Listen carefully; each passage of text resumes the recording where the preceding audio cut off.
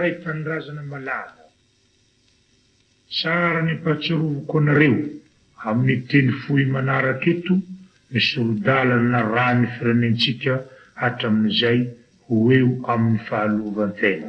Tamin'ny 13 Juin 1997 no nampiarina ny loha-kadra izay nodingana voalohany teo amin'ny fizakantsika ny raharaha an-tokantranontsika.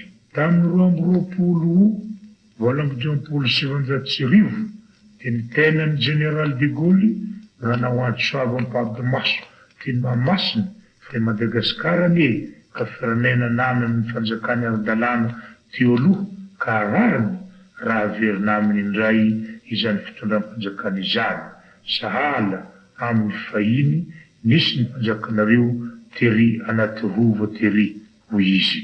Tamin'ny 20 Septambra 1997 dia natao ny fitsapana ny hevi-bahoaka referendum eran'ny Madagasikara manontolo mba ahafantarana raha tian'ny malagasy ny hanorina ny firaisambe miaraka amin'ny Frantsa. Eny no navalin'ny malagasy izany ary dia nanjary firenena mizaka-tena isan'ny ao amin'ny firaisambe Madagasikara. Tamin'ny 17 Oktobra 1997 dia nanapa-kevitra ny tao amin'ny fivoriam-peny anteny miaram-paritany fahajoro Repibliky Madagasikara. Nekena ny lalam-panorena tamin'ny 7 Avrila 1997 ary dia nofidina tamin'ny voalohan'ny volana May 1997 no président de République. Nangataka ny fahaleovantena tanteraka isika ary nangataka ny Repibliky Frantsay mba fampiraharaha tamin'ny 1 Février 1997.